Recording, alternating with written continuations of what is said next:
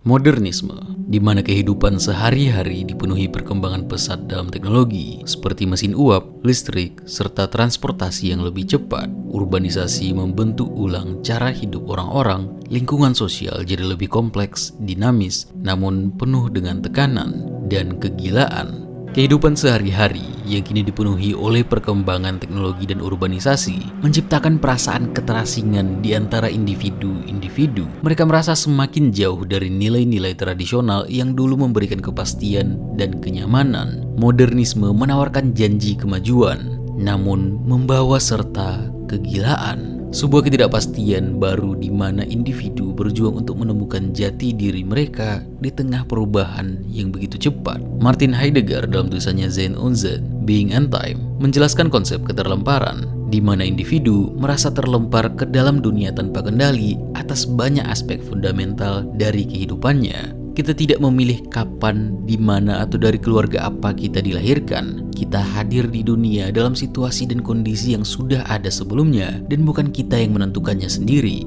Dan ini memberikan perasaan kecemasan pada kita yang sadar bahwa hampir semua yang terjadi ini berada di luar kondisi eksistensi kita. Dan kegilaan ini dapat kita lihat dalam ekspresinya dalam seni modern, mau itu lukisan, pahatan, sastra, ataupun arsitektur, yang semuanya menolak tradisi, bereksperimen dengan bentuk dan medium, dan penuh dengan abstraksi. Untuk konteks, zaman modernisme sebenarnya hampir menyentuh titik puncak globalisasi, di mana hampir seluruh dunia mengalaminya. Namun, khusus di video ini, kita akan fokus ke titik utama di mana semua kejadian itu terjadi, yaitu Eropa, utamanya Inggris dan Prancis, dan juga Amerika. Kita akan membahas bagaimana modernisme mulai muncul dan berkembang, mengupas berbagai aspek yang terjadi selama era ini. Di sini, kita akan mengeksplorasi apakah zaman modernisme benar-benar merupakan surga yang selama ini diimpikan oleh leluhur kita, atau justru hanyalah bentuk kegilaan baru yang lahir dari kemajuan teknologi dan perubahan sosial yang begitu cepat.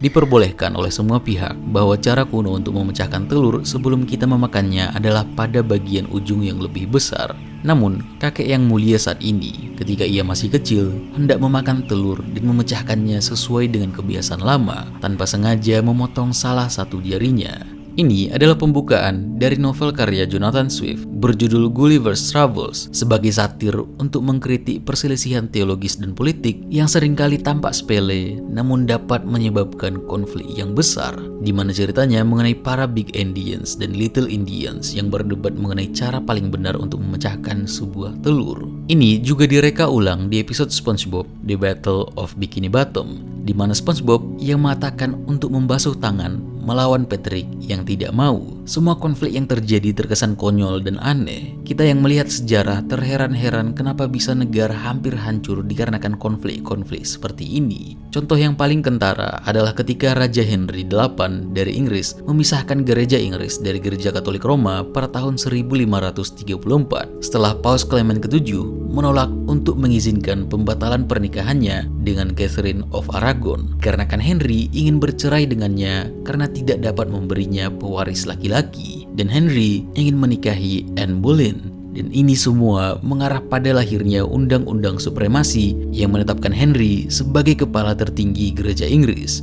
dan menolak otoritas paus dan memulai reformasi agama di Inggris. Di akhir cerita Swift, Gulliver sampai di tanah Houyhnhnm, di mana ada dua penduduk, kuda cerdas dan bijaksana Houyhnhnm yang terlihat hidup dalam masyarakat yang sempurna, yang dipimpin oleh logika murni dan kebajikan, dan juga manusia primitif bernama Yahus yang memiliki sifat terburuk manusia, yaitu keserakahan, kekerasan, dan kebodohan yang mengakar. Dia secara tidak langsung mengatakan bahwa akal sehat dan rasionalitas itu penting dalam menyelesaikan masalah sosial yang terjadi, dan pada masa ini, modernisme ini mulai terjadi.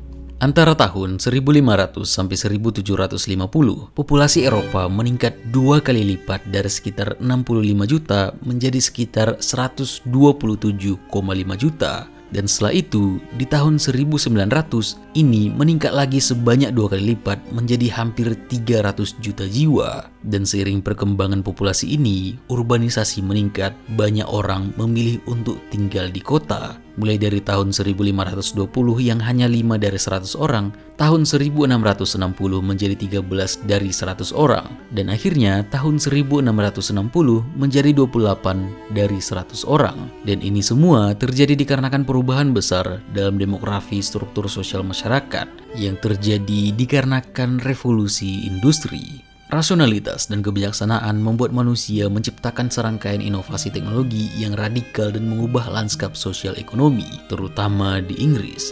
James Watt menemukan mesin uap yang menjadi sumber energi untuk mesin pabrik. George Stephenson menemukan kereta api yang dikembangkan dari mesin uap untuk memungkinkan transportasi barang dan manusia dengan efisien. Thomas Edison menemukan lampu listrik yang merevolusi penerangan tanpa pembakaran. Graham Bell menemukan telepon, Edward Jenner menemukan vaksin, Nicephore Niepce dan Louis Daguerre menemukan kamera fotografi, dan masih banyak lagi. Swift benar, manusia yang dijunjung oleh rasionalitas dan akal sehat akan menciptakan peradaban yang lebih maju dan progresif. Namun, kehidupan para Houyhnhnms yang tampak damai dan teratur ternyata juga dingin, tanpa perasaan dan tanpa kedalaman sosial. Mereka tidak kenal cinta, simpati, dan belas kasih. Ini dia katakan akan menjadi bahaya karena menghilangkan esensi dari kemanusiaan, dan kesempurnaan yang didasarkan pada rasionalitas hanyalah ilusi, tidak akan mungkin terjadi.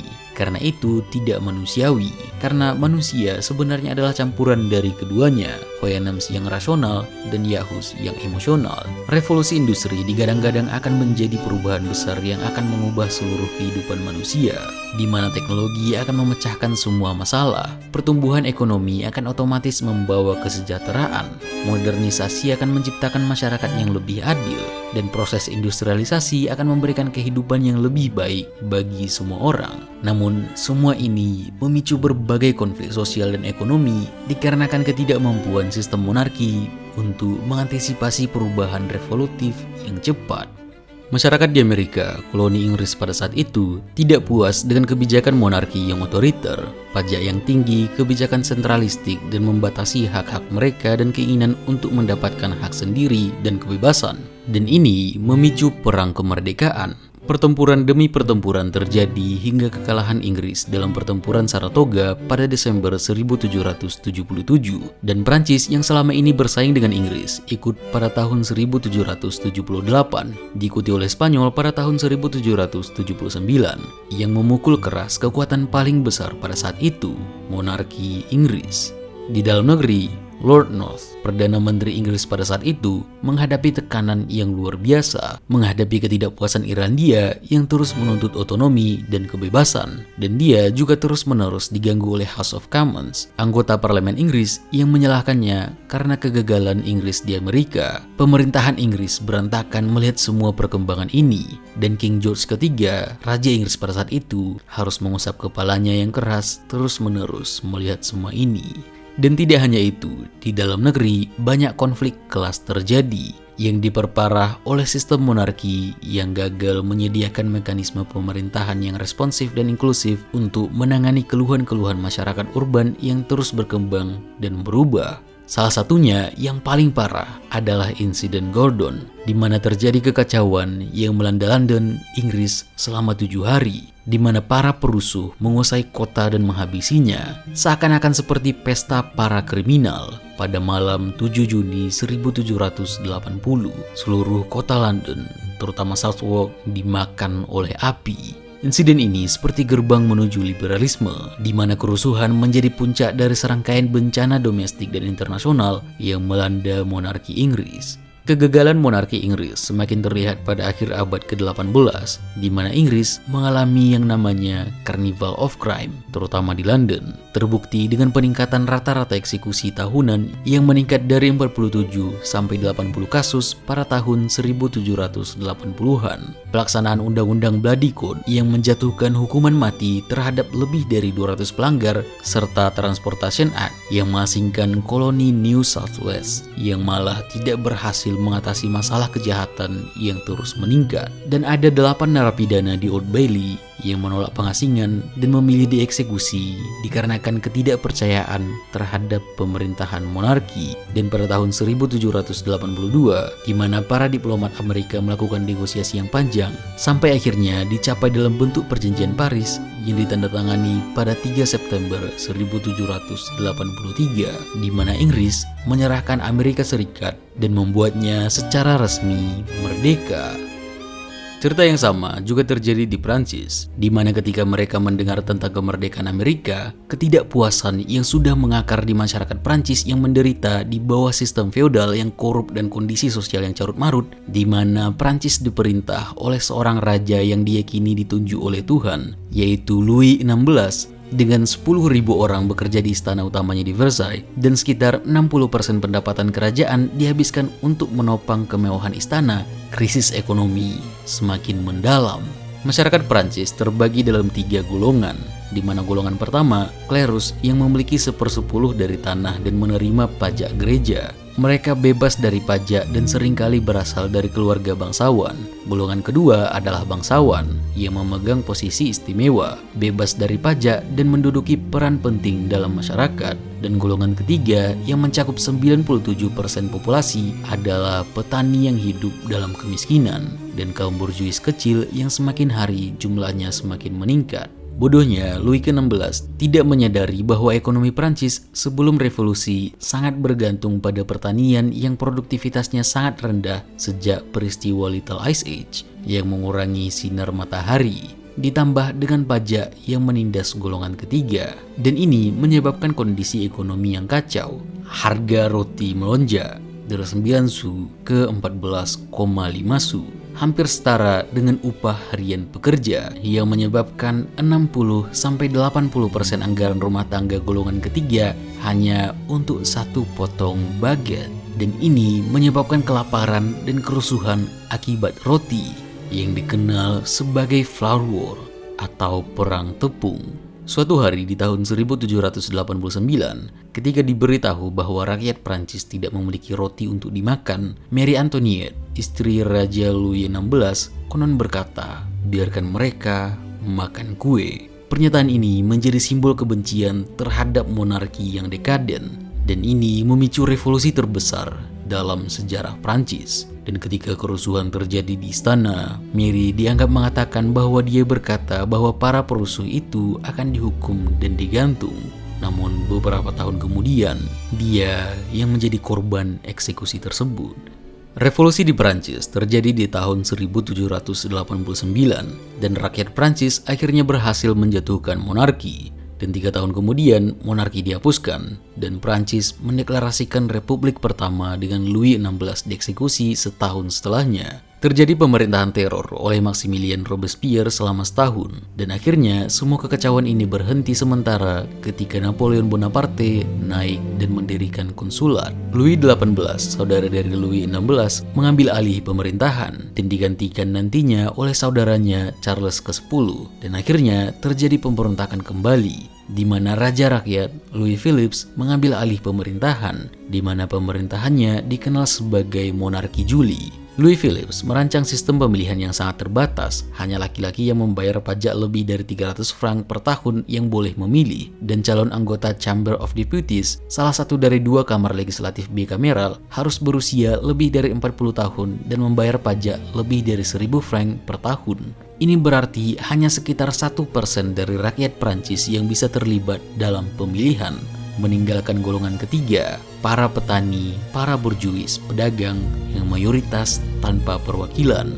Ketidakpuasan terhadap sistem ini semakin besar dan direspon oleh penerbitan September Laws yang melarang kritik terhadap raja. Pada 22 Februari 1848, pembatalan acara banquet reformasi memicu protes besar-besaran di Paris. Demonstrasi berubah menjadi kerusuhan selama 2 hari, dengan barikade di jalan-jalan dan bentrokan antara warga dan pasukan keamanan. Pada 24 Februari, kerumunan massa menyerbu Chamber of Deputies dan menyatakan berdirinya pemerintahan sementara di Hotel de Ville. Raja Louis Philippe menyerahkan tahta dan melarikan diri ke Inggris, menandai berakhirnya monarki Juli dan awal dari Republik kedua. Pemerintahan sementara segera mengeluarkan dekret yang menetapkan hak pilih universal untuk laki-laki pada 5 Maret 1848, membawa harapan baru bagi rakyat Prancis untuk mencapai cita-cita demokrasi. Harapannya akan memberi efek positif dari reformasi pemilihan umum yang sudah hancur di bawah bendera monarki. Pada tanggal 1 Oktober 1847, di puncak kampanye perjamuan, reformasi pemilu adalah jalan yang harus kita tempuh. Kita harus memanfaatkannya, dan penderitaan masyarakat yang kita keluhkan akan hilang. Ketiga kata yang merangkum doktrin demokrasi, liberté, égalité, fraternité, pada akhirnya akan terwujud. Dekret nasional menjadi simbol harapan baru bagi rakyat Prancis yang selama ratusan tahun mengalami penindasan di bawah sistem monarki. Akhirnya, melalui perjuangan panjang, mereka mendapatkan kesempatan untuk mewujudkan cita-cita, melanggengkan kebebasan melalui sistem demokrasi republik. Monarki terjatuh, pertempuran mengenai cara paling benar memecahkan telur mulai berakhir, dan mungkin akan digantikan dengan yang lebih baik. Revolusi terjadi dengan harga yang cukup tinggi, banyak jiwa terhapuskan di persimpangan jalan, dan itu barangkali harga yang perlu dibayar untuk kebebasan, yang selain membuka jalan untuk berekspresi, tapi juga untuk berpikir. Matahari telah tenggelam, kita masuk ke era di mana bulan adalah satu-satunya yang menerangi dunia. Akhirnya cakrawala tampak jelas kembali, meskipun tidak cerah. Akhirnya kapal-kapal kita dapat berlayar lagi, berangkat untuk menghadapi segala bahaya. Setiap keberanian dari para pecinta pengetahuan diperbolehkan lagi. Lautan kita terbuka lagi. Mungkin belum pernah ada lautan yang begitu terbuka seperti ini.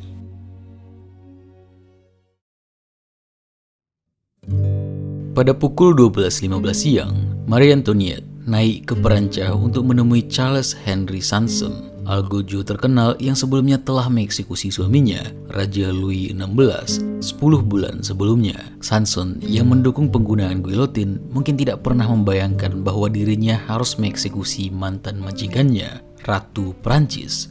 Kala itu, mengenakan pakaian putih sederhana yang sangat berbeda dari pakaian sutera dan satin biru khasnya, Marie Antoinette tidak sengaja menginjak kaki Sanson. Dia kemudian meminta maaf dengan nada yang sopan dan berkata, "Maafkan saya, Tuan, saya tidak sengaja." Hal misterius yang tidak sempat dipahami kala itu adalah, mungkin sang ratu di dalam kepalanya telah menyadari bahwa kesetaraan dan kelembutan hati adalah cita-cita yang mulia. Hari ini tidak aneh rasanya jika kita memilih baju mana yang kita sukai, film seperti apa yang mau kita tonton, makanan jenis apapun yang kita inginkan. Kita bebas memilih. Kesadaran akan kebebasan hanya dijamin oleh munculnya ide tentang kebebasan yang biasanya disebut liberalisme. Liberalisme telah ditempatkan dengan jelas di panggung publik sebagai seruan bagi individu-individu yang menginginkan kebebasan dan batasan-batasan yang tidak bisa dibenarkan, serta sebagai seperangkat pengaturan institusional yang fundamental untuk melegitimasi dan memperhalus praktik-praktik politik. Di atas segalanya, liberalisme menjadi penanda dari gagasan-gagasan dan kebijakan-kebijakan yang dimaksud untuk mereformasi, membebaskan, dan membuka kemungkinan bagi individu yang ingin menjalani hidup sesuai dengan pemahaman mereka sendiri. Konsep kebebasan yang kita nikmati hari ini berakar dari peristiwa sejarah, terutama Revolusi Prancis ini, di mana ide-ide tentang liberté, égalité, dan fraternité mulai terbentuk dan diperjuangkan secara masif oleh hampir semua orang. Setelah ratusan tahun lamanya, skala revolusi tidak dapat dibendung dengan cara apapun oleh para aristokrat. Immanuel Kant dalam bukunya mendefinisikan pencerahan sebagai kemunculan manusia baru dari ketidakdewasaan yang dipaksakan. Maksud ketidakdewasaan adalah ketidakmampuan seorang individu menggunakan akal tanpa bimbingan orang lain. Gambaran paling mudah dari pendapatnya adalah ketika Johann Tetzel, seorang biarawan pada tahun 1526, mendukung pengumpulan dana dengan dalih renovasi Basilika Santo Petrus. Dengan dekret ini, menjual indulgensi atau surat pengampunan dosa baik bagi yang masih hidup maupun yang sudah meninggal. Dan ternyata, sebagian besar hasil uang ini digunakan untuk membayar utang pribadi milik Albrecht von Brandenburg kepada keluarga Fugger yang telah mendanai pembelian jabatan eklesiastik. Dosa siapa saja yang terampuni, kita tidak pernah tahu.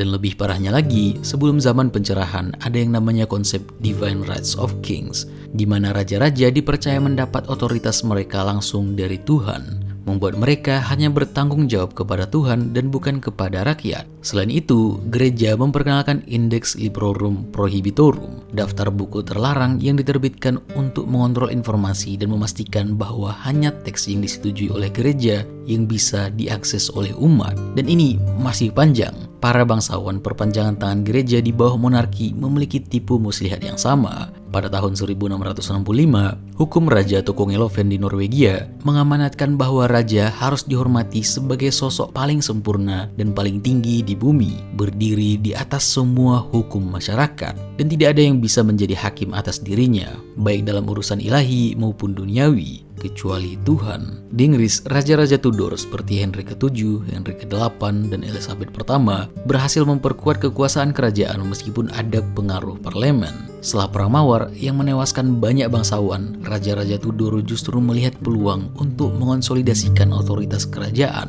bahkan melampaui kekuasaan gereja. Mereka juga memanfaatkan kelas borjuis yang berkembang, yang mengakuisisi properti dari bangsawan dan gereja, membentuk kelas penguasa baru yang mendukung kekuasaan raja. Posisi monarki absolut mengakomodasikan dengan sengaja pembodohan terhadap masyarakat kelas yang seringkali tidak memiliki kebebasan berpikir sendiri atau sekalipun mengekspresikan pandangan mereka. Masyarakat dipaksa untuk patuh pada keputusan dan peraturan yang dikeluarkan oleh raja-raja yang seringkali dianggap aneh atau sewenang-wenang. Raja-raja menggunakan kekuasaan mutlak mereka untuk menetapkan hukum tanpa konsultasi ataupun persetujuan dari siapapun, termasuk peraturan keagamaan, penggunaan pajak tanpa persetujuan, dan tindakan hukum sepihak yang dapat mengakibatkan hukuman berat bagi siapapun yang melanggar atau bahkan tidak melanggar. Masyarakat pada tataran ketidaksadarannya dipaksa untuk tidak mempertanyakan otoritas raja, menciptakan lingkungan di mana ketaatan tanpa pertanyaan adalah norma yang lumrah dan mereka yang bertanya pantas untuk dihukum. Ketidakdewasaan inilah yang dikritik oleh pemikir-pemikir pencerahan seperti Kant yang mendorong manusia untuk menggunakan akal mereka sendiri dan menolak dogma yang tidak masuk akal karena dapat menyesatkan manusia. Bagi Kant, semua itu disebabkan oleh kemalasan dan rasa takut, padahal kebebasan dan keberanian untuk menggunakan akal adalah fitur bawaan dari manusia itu sendiri. Sapere aude, kata Kant. Tidak ada yang dibutuhkan untuk pencerahan ini selain kebebasan, dan kebebasan yang dimaksud adalah yang paling tidak berbahaya dari semuanya, yaitu kebebasan untuk menggunakan akal secara publik dalam segala hal. Kant percaya bahwa pencerahan akan terjadi secara bertahap karena lebih mudah bagi masyarakat untuk tercerahkan ketika ada beberapa individu yang memulai untuk menggunakan akal mereka secara bebas sekaligus menyebarkan semangat rasionalitas kepada orang lain. Revolusi tidak hanya mampu menggulingkan pemerintahan yang despotik, namun juga menghasilkan perubahan paradigmatik dalam cara berpikir, menggantikan prasangka lama dengan yang baru. Salah satu yang paling berpengaruh dalam munculnya keinginan atau keberanian dalam berpikir adalah ketika dan setelah Descartes mengeluarkan deklarasinya, cogito ergo sum, saya berpikir maka saya ada. Ini adalah hal fundamental dari pengetahuan eksistensial yang tidak dapat diragukan keberadaannya. Begini, kalau saja kita bermimpi, kita tidak tahu apakah mimpi itu nyata atau tidak sebelum kita bangun tidur. Tapi kehidupan setelah tidur pun kita tidak tahu apakah itu nyata atau tidak. Ketika kita bermimpi, banyak hal yang dapat kita rasakan dan kita juga bisa berinteraksi dengan hal-hal tersebut. Dan begitu juga ketika kita bangun, pohon, jalanan, benda-benda aneh lainnya, apakah itu nyata? Penembakan Trump, Speed pergi ke Filipina, kita bermain dengan teman-teman kita, bahkan hitungan matematis yang terkesan pasti, apakah semua itu nyata? Bisa saja semuanya hanyalah tipuan yang diciptakan oleh Loki. Namun ketika meragukan dan meragukan satu persatu hal demi hal, Descartes sadar bahwa saat ini dia sedang meragukan, dan proses meragukan itu sendiri merupakan bentuk pemikiran, yang berarti pemikiran tersebut menunjukkan bahwa adanya eksistensi. Voila, cogito ergo sum.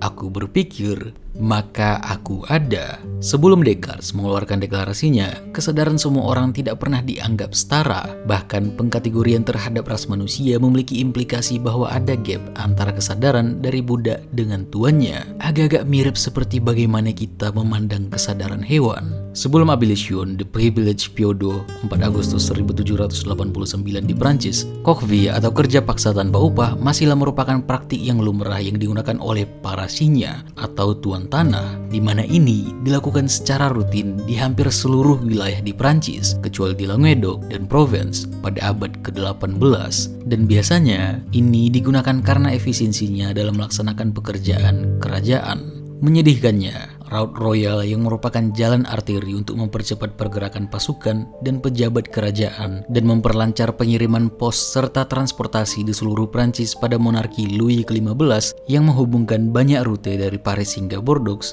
dibangun di atas perah keringat para kelas pekerja dan budak yang hanya diberikan 1 roti per hari, dan itu pun jika mereka beruntung. Sekitar 388.000 orang Afrika dipaksa dibawa ke Amerika Utara sebagai budak, dan sekitar 40% dari mereka tiba melalui Charleston, South Carolina, yang menjadi tempat utama kedatangan budak antara tahun 1783 dan 1808.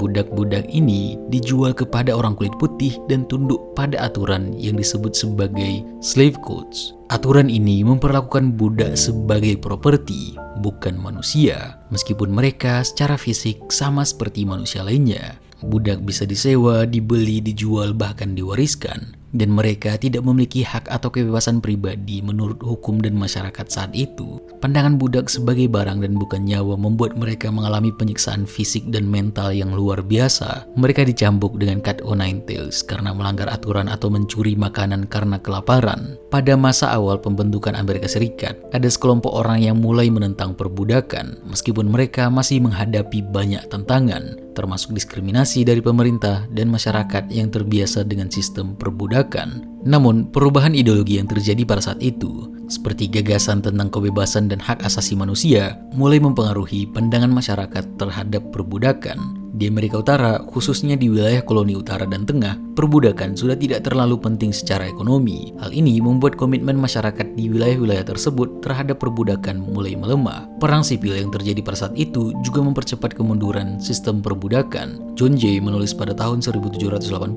doanya kepada surga untuk kebebasan akan menjadi dosa. Sebuah negara yang belum memiliki pijakan ideologi, bahkan masih berada di bawah kekuasaan penjajahan asing, tidak seharusnya memperlakukan manusia dengan cara yang ia sendiri tak ingin diperlakukan. Kemerdekaan harus dicapai secara menyeluruh dan mencakup semua aspek kehidupan secara global. Hanya ada sedikit jalan untuk mencapai kemerdekaan semacam itu, yang bagi kita mungkin terdengar sepele, namanya kebebasan. Kesadaran tentang kebebasan individu mulai berkembang di Amerika Serikat setahun sebelum Kongres menandatangani Declaration of Independence pada tahun 1776.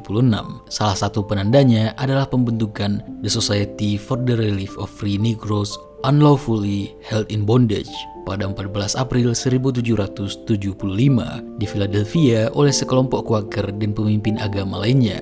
Ini merupakan komunitas abolisionis pertama di Amerika Serikat. Meskipun komunitas ini belum sepenuhnya mendukung kebebasan bagi semua budak, mereka berupaya untuk menyelamatkan para mantan budak yang telah bebas tetapi masih ditahan secara tidak sah oleh pemilik mereka. Pengakuan secara global baru tercatat dalam Declaration of Independence yang diadopsi pada tanggal 4 Juli 1776 oleh Kongres Kontinental Kedua di Philadelphia, Pennsylvania. Kami memegang kebenaran-kebenaran ini sebagai hal yang jelas bahwa semua manusia diciptakan setara, bahwa mereka dianugerahi oleh pencipta mereka hak-hak yang tidak dapat dicabut. Di antaranya adalah hak untuk hidup, kebebasan, dan mengejar kebahagiaan.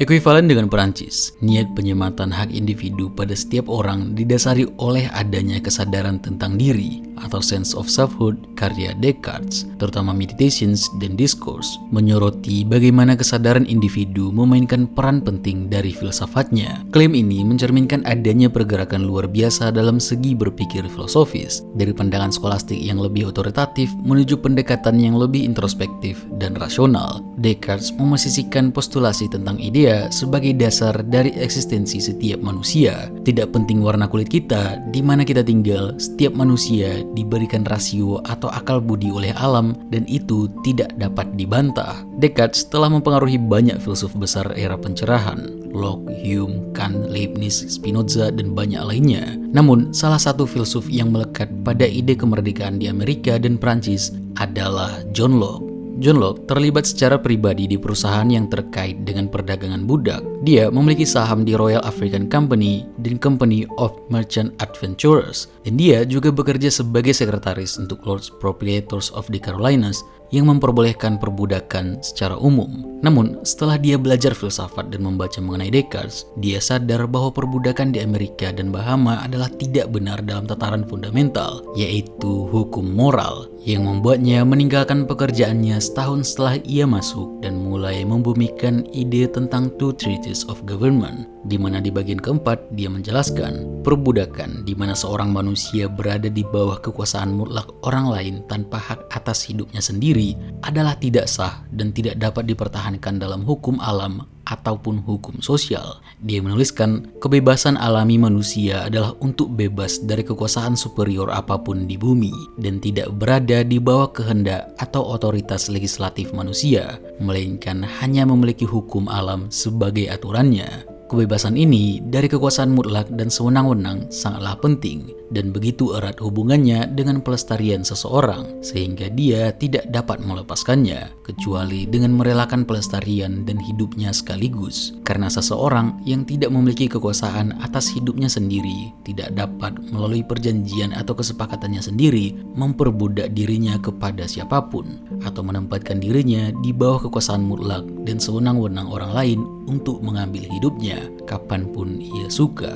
Kita bisa melacak implikasi dari ini terhadap pengakuan hak individu dalam Deklarasi Amerika dan Prancis pada periode 1776 dan 1789 yang menyatakan bahwa hak dasar atau hak asasi tidak dapat dicabut, termasuk hak untuk hidup, kebebasan, dan kepemilikan. Kedua deklarasi kebebasan tersebut mengakui hak-hak dasar yang terberikan, yang pertama kali disadur melalui prinsip kontrak sosial dari Locke, dengan asumsi metafisika bahwa setiap orang, termasuk orang non-kulit putih, diberikan rasio untuk menentukan hidupnya sendiri. Kesadaran tentang diri yang berhasil diinstitusikan melalui amandemen dalam hukum akan sepenuhnya mengubah lanskap dunia sebagaimana yang kita rasakan hari ini. Tak dapat dipungkiri bahwa kejahatan terhadap manusia dan perbudakan mungkin masih terjadi di sebagian kecil wilayah di dunia. Namun setidaknya kita telah melihat bahwa deklarasi Descartes telah mengilhami John Locke yang memperjuangkan hak-hak individu dan menentang perbudakan,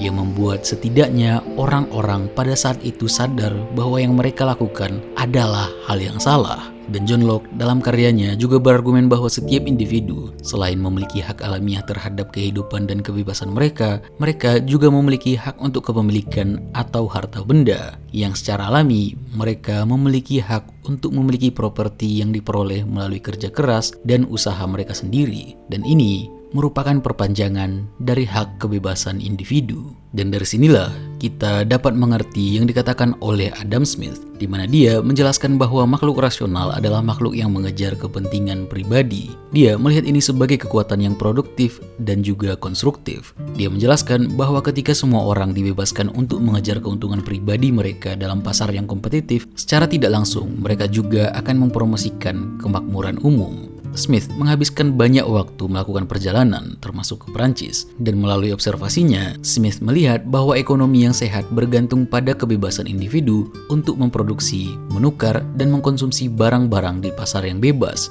Inilah yang mengembangkan konsep laissez-faire atau kebebasan ekonomi miliknya. di mana kebebasan individu untuk membuat keputusan ekonomi mereka sendiri akan mengarah pada keseimbangan alami di pasar, di mana permintaan dan penawaran akan mengatur harga secara otomatis. Dalam situasi di mana permintaan untuk suatu barang meningkat sementara persediaannya terbatas, harga barang tersebut akan naik. Sebaliknya, jika persediaan barang melimpah dan permintaan turun, harga barang tersebut akan turun. Ini adalah penggambaran sederhana dari invisible hand atau tangan tak terlihat yang dia jelaskan. Dalam The Wealth of Nations, karyanya, dia menjelaskan bahwa produktivitas dalam suatu perekonomian dapat ditingkatkan secara dramatis melalui spesialisasi tugas. Dia menggunakan contoh sederhana dari pabrik pin untuk menjelaskan bagaimana membagi tugas-tugas produksi menjadi bagian-bagian kecil memungkinkan pekerja untuk menjadi lebih efisien, menghasilkan lebih banyak barang dalam waktu yang lebih singkat. Dari sini muncullah kapitalisme, di mana individu bebas mengejar keuntungan, yang berarti kompetisi secara murni akan terjadi dan akan mendorong inovasi, efisiensi, dan pertumbuhan ekonomi. Dan tangan tak terlihat akan mengatur semuanya di atas lautan bebas yang sudah terbuka ini, lautan yang bebas dari tangan dewa dan juga pemimpin utusan dewa.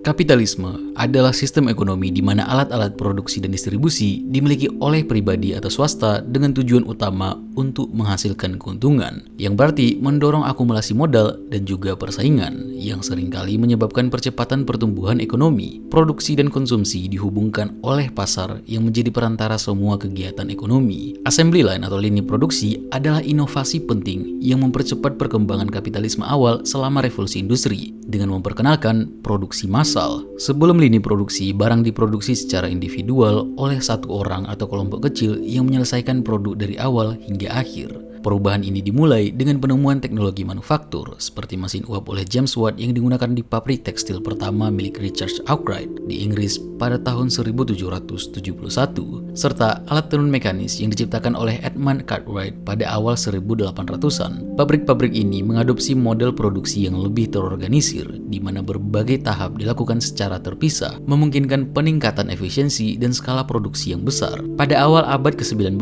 selama revolusi industri, konsep spesialisasi dan pembagian kerja mulai diterapkan secara luas untuk meningkatkan efisiensi produksi. Di Inggris, pabrik-pabrik mengadopsi sistem ini yang memuncak pada awal abad ke-20 ketika Henry Ford memperkenalkan moving assembly line di pabrik mobil Ford. Inovasi ini memungkinkan pekerja mengkhususkan diri pada satu tugas spesifik, sehingga mempercepat produksi, menurunkan biaya, dan meningkatkan aksesibilitas mobil ke pasar yang lebih luas. Ford membuktikan efektivitas moving assembly line pada tahun 1903 dengan mendirikan Ford Motor Company. 5 tahun kemudian, Ford meluncurkan Model T seharga $825 yang menjadi populer di kalangan kelas menengah Amerika. Berkat jalur perakitan bergerak yang efisien, Ford mampu menurunkan harga mobil menjadi $360 pada tahun 1916, jauh lebih murah dibandingkan dengan pesaing seperti Cadillac dan Packard yang harganya mencapai $1.500 sampai $2.000. Produksi Ford juga mencapai 170.000 sampai 202.000 unit per tahun, sedangkan para pesaingnya hanya mampu memproduksi sebanyak 550 unit. Ford juga menerapkan welfare capitalism dengan tujuan memberantas kemiskinan melalui kapitalisme, bukan intervensi pemerintah. Welfare capitalism atau kapitalisme kesejahteraan mengacu pada dua perspektif teoritis tentang perubahan sosial di negara-negara yang sedang mengindustrialisasi. Di satu sisi, gagasan kapitalisme kesejahteraan sangat terikat pada interpretasi kritis mengenai dampak kontroversial kapitalisme dan komodifikasi terhadap perlindungan sosial dan kesejahteraan warga negara. Dalam praktiknya, ini diwujudkan melalui pemberian upah $5 per hari yang mengurangi tingkat perputaran tenaga kerja, dan upah tersebut melebihi upah rata-rata pekerja Amerika kala itu. Uniknya, tujuan Ford adalah memberikan upah yang cukup bagi karyawannya untuk mampu membeli mobil yang mereka produksi. Tahun 1926, Ford juga memperkenalkan dan menerapkan sistem kerja 5 hari dalam seminggu. Semua peristiwa ini kita kenal sekarang sebagai isme-isme baru, yakni Fordisme, sebuah rezim ekonomi yang diturunkan dari zaman pencerahan dengan dalih kebebasan berekonomi. Pada pertengahan abad ke-20, populasi urban sekitar 125 juta dan pada tahun 2008 meningkat menjadi lebih dari 200 juta di Amerika. Terjadi peningkatan sekitar 60% selama periode tersebut. Fordisme memainkan peran penting dalam perkembangan kapitalisme dengan mengubah mekanisme produksi menjadi menjadi lebih efisien melalui penggunaan moving assembly line. Inovasi tersebut tidak hanya memungkinkan terjadinya peningkatan produksi massal yang drastis dengan diiringi penurunan biaya produksi, tetapi juga mempengaruhi struktur sosial dengan memberikan upah yang lebih tinggi kepada pekerja, sehingga mereka mampu membeli produk yang mereka hasilkan. Fordisme tidak hanya merevolusi industri otomotif, tetapi juga berkontribusi pada perubahan sosial dan ekonomi yang signifikan di awal abad ke-20. Selama periode 1960 hingga 2008, pendapatan per kapita di Amerika Serikat mengalami pertumbuhan yang luar biasa. Pada tahun 1960, pendapatan per kapita di Amerika Serikat dalam dolar konstan atau disesuaikan dengan inflasi adalah sekitar 14.934 dolar dan meningkat menjadi sekitar 45.816 dolar. Pada tahun 2008, peningkatan terjadi hampir sebesar 207% dalam pendapatan per kapita selama periode tersebut, yang merupakan dampak langsung dari praktik Fordisme. Cerita tentang kekayaan menyebar ke seluruh dunia dengan slogan The American Dream. James Tuslow Adams yang menciptakan istilah itu dalam bukunya The Epic of America. Dia menulis, itu adalah mimpi tentang sebuah tanah di mana kehidupan seharusnya lebih baik, lebih kaya, dan lebih penuh bagi semua orang, dengan kesempatan bagi masing-masing orang sesuai dengan kemampuan atau pencapaian mereka. Amerika Serikat menjadi simbol pembebasan dari kolonialisme, bangkit dari keterpurukan ekonomi dan sosial, hingga menjadi raksasa di dunia. Ini sekaligus memberikan harapan kepada semua orang untuk mencapai kehidupan yang lebih baik, lebih kaya, dan lebih bahagia, sebagaimana masyarakat Amerika Serikat mencapainya. Dunia benar-benar berubah, semua orang bebas mencari pekerjaan sesuai bakat dan kesenangannya. Tahun 1943, program eksekutif Master of Business Administration dibuka di Harvard atas usul dari bankir J.F. Baker.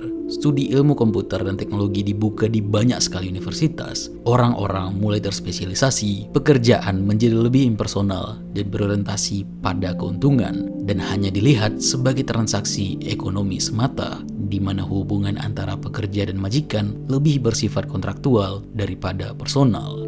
Kapitalisme, terutama dalam bentuknya yang berkembang di Amerika Serikat setelah Perang Dunia Kedua, membawa transformasi besar-besaran dalam segi cara orang bekerja dan hidup di masyarakat. Fordisme yang menekankan produksi massal memberikan target kualitas hidup yang lebih tinggi secara finansial. Memang cara ini berhasil meningkatkan pendapatan per kapita dan mendorong pencapaian American Dream. Namun, sistem ini juga menciptakan perubahan mendasar dalam hubungan antara individu dengan pekerjaan mereka. Indahnya bulan, meskipun memberikan kebebasan untuk berlayar, bukan berarti tidak ada ketidaksetaraan yang terjadi, karena bebasnya semua ini memungkinkan beberapa orang untuk berlayar lebih jauh dari yang lain, dan beberapa orang lebih memilih untuk ikut serta dalam pelayaran tersebut daripada membangun kapalnya sendiri, karena lebih aman dan lebih stabil. Karl Marx dari Jerman menjelaskan bahwa pertentangan terhadap sistem feodal yang melibatkan rakyat biasa, yaitu petani dan pedagang, justru menciptakan pertentangan baru. Para pedagang atau berjuis yang bebas mulai mendapatkan kekayaan dan kekuasaan, dan ini melahirkan ketimpangan baru, di mana kelas pekerja bergantung terhadap majikan untuk upah dan pekerjaan, yang menciptakan hubungan kekuasaan baru yang didasarkan memang bukan pada perkataan para dewa atau garis turunan, tapi pada kemampuan finansial. Dan dia juga menjelaskan perkembangan spesialisasi yang terjadi karena kapitalisme akan mengembangkan alienasi, di mana para pekerja menjadi terpisah dari hasil kerjanya, dari proses produksi, sesama pekerja, dan potensi manusiawinya sendiri. Mereka hanya menjadi semacam robot kecil dalam mesin besar industri. Semuanya menjadi transaksional dan fokus pada keuntungan ekonomi dan bukan nilai-nilai sosial ataupun humanis. Kita sering merasakan ini ketika hidup terasa hanya seperti deru mesin yang tak henti-hentinya bekerja. Kita merasa terperangkap dalam rutinitas yang itu-itu saja. Alienasi ini, entah disadari atau tidak, menyusup ke dalam keseharian setiap orang. Diam-diam mencuri makna yang dulu kita temukan dalam hal-hal sederhana. Perlahan, pekerjaan yang seharusnya menjadi bagian dari kehidupan yang menyenangkan berubah menjadi beban yang membosankan, mengeluarkan kita dari keseharian. Kapitalisme yang menjanjikan kemakmuran dan kebebasan ternyata membawa perangkapnya sendiri, seolah membiarkan manusia berlomba dalam kompetisi yang intens dan dibayar dengan ketidakpastian yang menghantui hari-hari kita. Ketika produktivitas dijadikan satu-satunya ukuran nilai diri,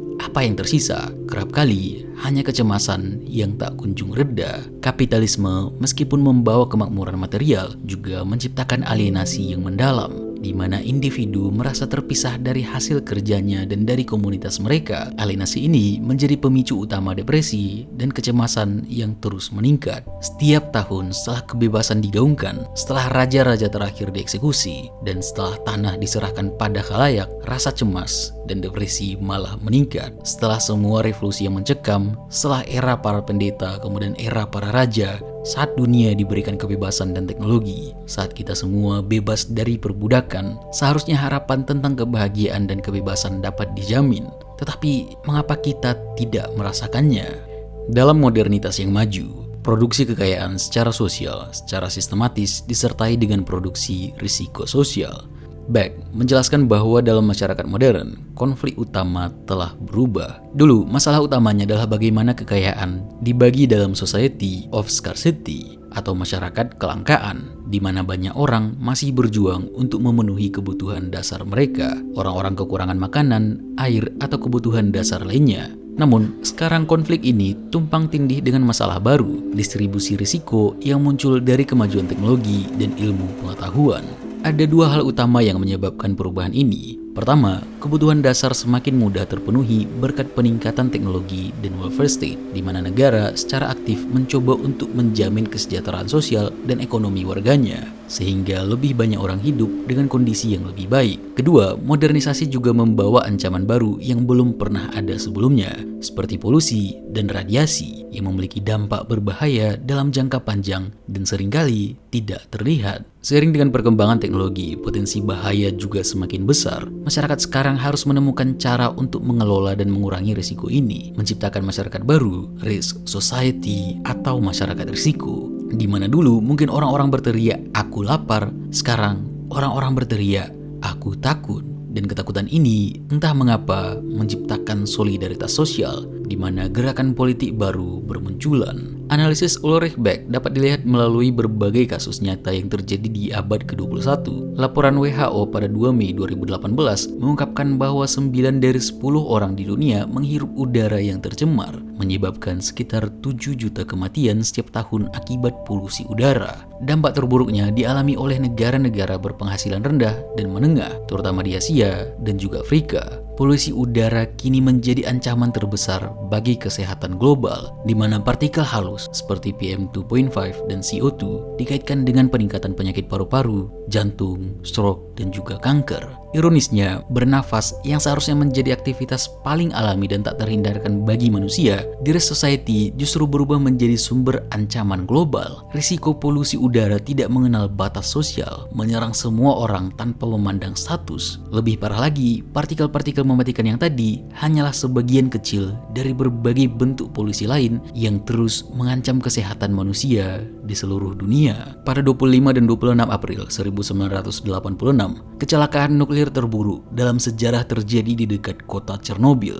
Saat itu, bagian dari Uni Soviet, kini wilayah Ukraina Utara, Uni Soviet yang telah berinvestasi besar dalam tenaga nuklir sejak Perang Dunia Kedua, membangun 4 reaktor nuklir RBMK di Chernobyl dekat perbatasan Ukraina dan Belarusia dengan konstruksi dimulai pada tahun 1977. Ketika salah satu reaktornya meledak dan terbakar, insiden yang diselumuti kerahasiaan ini menjadi peristiwa penting dalam sejarah Perang Dingin. Lebih dari 30 tahun kemudian, para ilmuwan memperkirakan bahwa zona eksklusi Chernobyl yang memiliki tingkat radiasi rata-rata lebih dari 20 mSv per tahun akan tetap tidak layak huni selama 20.000 tahun. Area ini mencakup radius sekitar 30 km dari reaktor nomor 4, menjadikannya salah satu kawasan paling tercemar di dunia. Beck menjelaskan, tanaman nuklir, misalnya, tidak diasuransikan secara privat atau bisa diasuransikan. Kecelakaan atom bukan lagi sekedar kecelakaan dalam arti kata yang terbatas. Dampaknya melampaui generasi. Mereka yang terkena dampaknya termasuk mereka yang bahkan belum lahir saat kecelakaan terjadi atau berada jauh dari lokasi kecelakaan tapi lahir bertahun-tahun kemudian dan di tempat yang jauh. Kecelakaan ini membawa beban ekonomi dan politik yang besar, mempercepat keruntuhan Uni Soviet dan memicu gerakan anti-nuklir global. Bencana Chernobyl diperkirakan menyebabkan kerugian sekitar 235 miliar dolar. Belarus yang sekarang memiliki 23% wilayahnya terkontaminasi, kehilangan sekitar 1/5 dari lahan pertaniannya. Pada 1991, Belarus mengalokasikan 22% dari anggaran nasionalnya untuk menangani dampak bencana ini. Bayangkan jika ledakan seperti Chernobyl terjadi di berbagai negara, dunia akan menghadapi krisis global yang tak terbayangkan, bencana buatan yang dapat menghapus eksistensi manusia. Selain bencana buatan, umat manusia juga dihadapkan pada ancaman bencana sosial yang diciptakan oleh negara. Tiongkok modern telah menjadi pionir dalam pengembangan teknologi pengawasan yang cepat, menciptakan jaringan kontrol yang jauh melampaui sekedar pengawasan biasa. Sharp Eyes, sebuah proyek yang diluncurkan pada tahun 2013, menjadi simbol dari pengawasan yang tak pernah tidur. Proyek ini yang legal dan merupakan bagian dari program pengawasan nasional, berdalih sebagai upaya meningkatkan keamanan publik melalui teknologi canggih seperti kamera CCTV, pengenalan wajah, dan kecerdasan buatan. Sharp Eyes mewujudkan visi kontrol sosial yang ekstrim, di mana kamera dipasang di setiap sudut ruang publik, mencatat setiap langkah dan gerakan individu. Data yang dikumpulkan tidak hanya diamati, tetapi juga dianalisis oleh kecerdasan buatan untuk mengidentifikasi pola perilaku, seolah-olah ingin menyampaikan bahwa di sini segala sesuatu diukur dan setiap tindakan dicatat. Dalam dunia yang didominasi oleh teknokrasi, penguasa memastikan bahwa ketertiban sosial dijaga dengan pengawasan yang ketat, menghindari kebebasan, tidak kebablasan. Masyarakat modern kini dipenuhi oleh ketakutan terhadap risiko yang ditimbulkan oleh teknologi yang seringkali tidak terlihat dan hanya dapat dipahami melalui penelitian ilmiah. Sebuah akses yang terbatas bagi kebanyakan orang. Risiko-risiko seperti radiasi, polusi, dan pelanggaran privasi bersifat global dengan dampak jangka panjang yang melintasi batas geografis dan generasi. Ketakutan ini muncul dari perasaan rentan terhadap ancaman yang tidak bisa dilihat atau dikendalikan, sementara masyarakat harus bergantung pada institusi yang seringkali tidak transparan dalam mengelola risiko tersebut. Beck menjelaskan, risiko-risiko ini menyebabkan kerusakan yang sistematis dan seringkali tidak dapat diubah. Umumnya tetap tidak terlihat, didasarkan pada interpretasi kausal, dan oleh karena itu, pada awalnya hanya ada dalam bentuk pengetahuan, ilmiah atau anti-ilmiah tentangnya.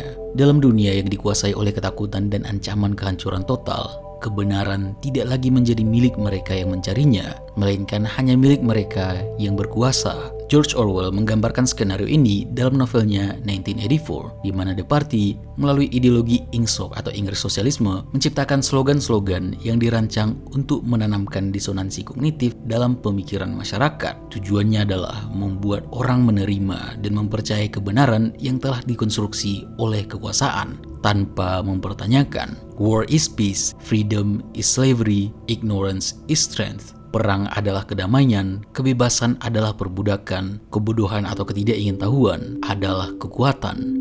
Slogan-slogan ini dengan cerdik menciptakan kontradiksi dalam pikiran kolektif, memaksa masyarakat untuk memeluk narasi yang bertentangan dengan kenyataan, namun tetap dianggap sebagai kebenaran absolut di bawah kendali The Party. Realitas yang polos telah dibentuk oleh kekejaman tangan besi, di mana setiap sisa kebebasan dilahap oleh negara dan kapital. Simbol-simbol kebenaran baru yang tak pernah terbayangkan kini terpampang di mana-mana, di poster-poster jalanan, di tembok-tembok toko, hingga merasuk di media sosial, memastikan bahwa setiap pikiran yang benar tetap terkekang dalam jalur yang telah ditentukan. Vicente Guerrero dalam perjuangannya untuk kemerdekaan Meksiko dihadapkan pada tawaran menggiurkan, pengampunan dan pangkat jenderal di tentara Spanyol, musuh yang ia lawan. Namun di hadapan ayahnya sendiri, Guerrero tegas berkata, "Tanah air adalah yang utama." Slogan ini dilestarikan oleh penguasa dari masa ke masa, muncul bak cahaya dalam gelapnya konflik vertikal. Siapa yang tidak sadar akan makna slogan-slogan ini? Kebanyakan dari kita memahami bahwa seruan seperti negara harga mati hanyalah fata morgana, sebuah ilusi yang diciptakan oleh rezim modernisme untuk mempertahankan cengkraman mereka atas kekuasaan dan kesetiaan rakyat. Pada tanggal 1 Juni 2017, dalam sebuah upacara di Rose Garden, Presiden Amerika Serikat Donald Trump secara resmi mengumumkan niatnya untuk menarik Amerika Serikat dari Paris Climate Agreement. Trump beralasan bahwa mematuhi tujuan kesepakatan yang dirancang untuk mengurangi emisi gas rumah kaca akan merugikan pertumbuhan lapangan kerja dan menghambat sektor manufaktur di Amerika Serikat. Ia juga menekankan adanya ketidakadilan karena negara-negara seperti China dan India diberikan lebih banyak kelonggaran dalam mencapai target iklim mereka. Menurut Trump, kepentingan ekonomi dan bisnis Amerika harus diutamakan meski berarti mengorbankan peran Amerika dalam upaya global melawan perubahan iklim. America First menjadi narasi utamanya. Sebagai konsekuensi, pada tahun 2019, gelombang protes aksi iklim berkumpul di depan gedung Kapitol Amerika Serikat, menyerukan tindakan segera untuk mengurangi emisi gas rumah kaca. Salah satu aksi paling menonjol adalah penangkapan Jane Fonda, seorang aktris sekaligus aktivis berusia 81 tahun, saat memprotes perubahan iklim di tangga gedung Kapitol di Washington DC. Fonda bersama 15 orang lainnya ditangkap dengan tuduhan demonstrasi ilegal di bagian timur Kapitol. Menurut pernyataan Eva Maleki, Direktur Komunikasi Kepolisian Kapitol Amerika Serikat, mereka didakwa dengan tuduhan berkerumun, menghalangi atau mengakomodasi. Gelombang ketidakpercayaan terhadap semboyan nasional seperti America First semakin terasa di masyarakat. Slogan-slogan yang dulu dianggap sebagai manifestasi patriotisme kini meninggalkan keraguan. Di balik retorika patriotisme, banyak yang mulai merasakan adanya jurang yang semakin lebar antara semboyan yang dikumandangkan oleh negara dan kenyataan yang dihadapi oleh rakyat. Ketika kepentingan nasional diprioritaskan, pertanyaan muncul. Apakah yang benar-benar dilindungi adalah kepentingan rakyat atau hanya sekelompok kecil yang berkuasa? Rangkaian protes dan ketidakpercayaan hanyalah manifestasi dari kekecewaan mendalam terhadap narasi modernisme negara yang semakin memudar.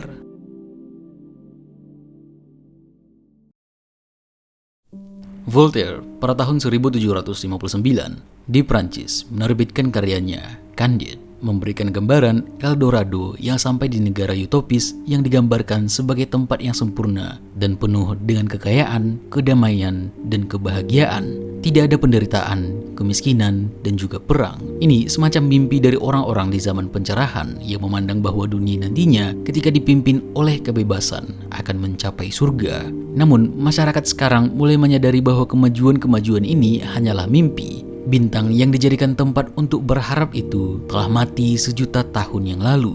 Tanah telah diolah sebanyak untuk memberikan kesenangan seperti untuk memenuhi kebutuhan. Di Eldorado, masyarakat telah mencapai kemakmuran utilitas sekaligus mencapai hasrat estetika yang sempurna. Mereka hidup dengan baik, menikmati hasil dari tanah yang mereka tanami, bukan hanya untuk bertahan hidup, tetapi juga untuk merasakan kesenangan dari setiap pekerjaan tersebut. Voltaire menggambarkan negara ideal, di mana kebutuhan manusia dan keinginan untuk keindahan hidup dapat dipenuhi secara harmonis. Sama seperti bangsa Hoenem, kebebasan dan rasionalitas menjadi asas dari kemajuan manusia. Seperti kita, Candide dan Cacambo memilih untuk meninggalkan Eldorado demi mengejar hasrat kemanusiaan mereka dengan cara kembali ke dunia luar yang hancur dan penuh dusta, seperti manusia yang selalu mencari sesuatu yang lain bahkan ketika kesempurnaan sudah ada di ujung hati. Mimpi-mimpi tentang Eldorado yang digambarkan oleh Voltaire kini terasa seperti bayang-bayang di kejauhan. Apa yang dulu tampak sebagai cita-cita yang luhur dari kemanusiaan kini terlihat seperti khayalan di antah berantah, sulit digapai dunia utopia.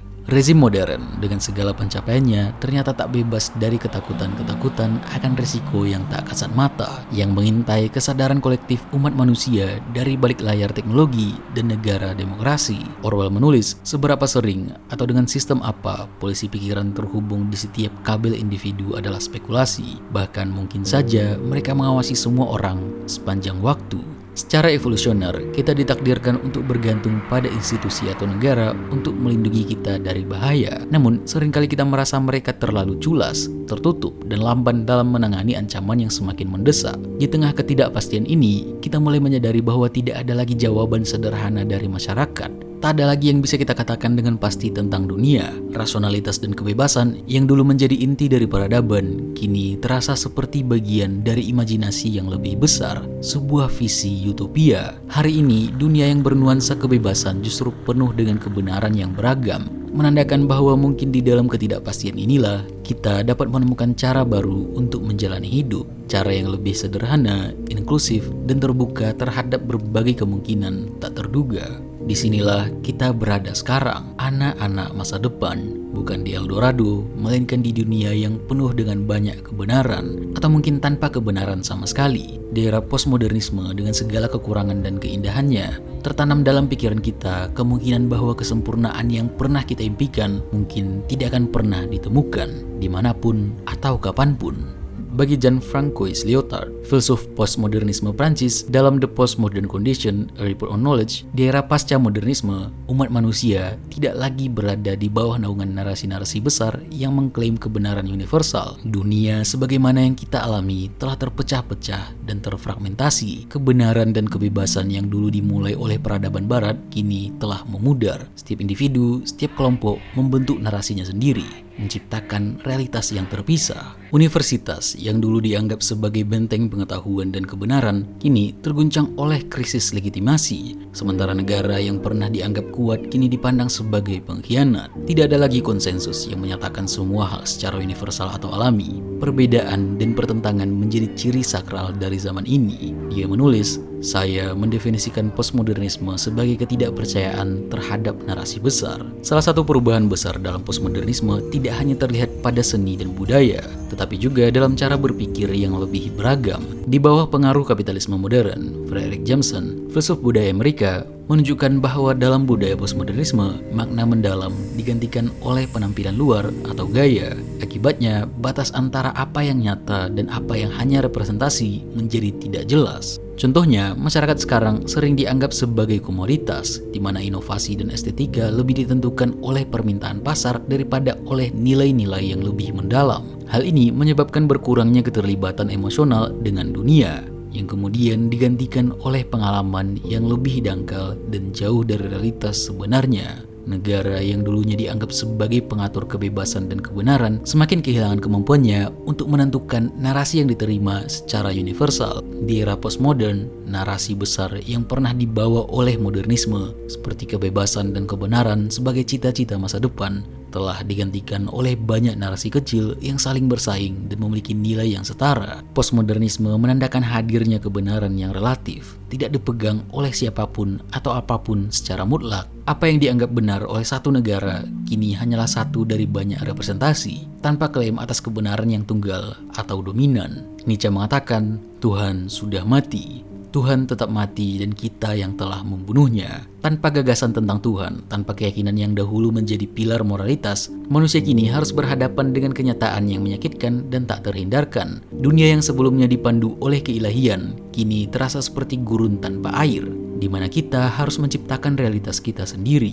Ironisnya, meskipun masyarakat mulai meninggalkan kepercayaan pada gagasan universalia, mereka belum sepenuhnya siap untuk menghadapi konsekuensi dari kematian Tuhan. Maksudnya, kematian nilai-nilai objektif. Bagi Nietzsche, manusia tidak mampu benar-benar menghadapi dunia yang tidak lagi memiliki fondasi metafisik. Penghancuran nilai-nilai objektif yang telah dibangun dan dijunjung tinggi oleh peradaban selama berabad-abad seakan telah dibunuh, meninggalkan kekosongan yang sulit diisi. Dia menulis, dunia nyata kita telah menyingkirkannya. Dunia apa yang tersisa? Mungkin dunia yang tampak, tapi tidak. Dengan dunia nyata, kita juga telah menyingkirkan dunia yang tampak. Ada sebuah keyakinan yang telah mengakar sejak masa Plato, bahwa di balik segala sesuatu yang tampak, ada realitas yang sejati. Sebuah dunia yang benar-benar nyata. Dunia ini, kata Plato, adalah dunia yang konstan, abadi, sementara dunia kenampakan yang kita lihat sehari-hari hanyalah bayangan samar dari kebenaran akan dunia itu sendiri. Namun, Nietzsche datang dengan pandangan yang berbeda. Baginya, jika kita menghancurkan konsep dunia yang ini, kita sekaligus juga menghancurkan batas yang memisahkan antara yang nyata dan yang tampak.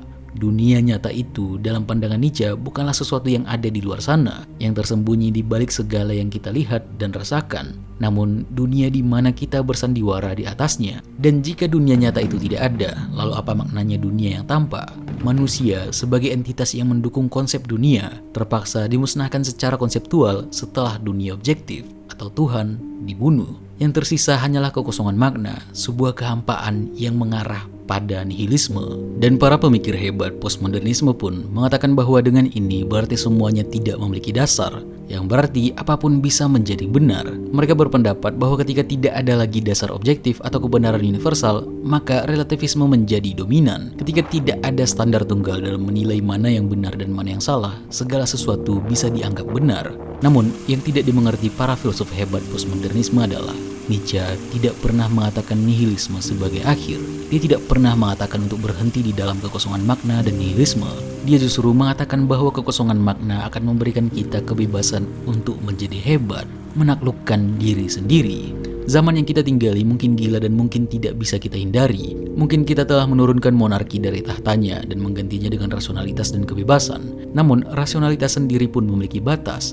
Keinginan untuk kebebasan membuat kita memiliki hak atas diri sendiri dan kepemilikan yang kita hasilkan, yang membuat kapitalisme dan segala konsekuensinya terhadap alam dan diri sendiri semuanya menjadi lebih baik dan lebih buruk secara bersamaan, menjadikannya sebagai alat pemersatu bangsa dan penghancur bangsa lain.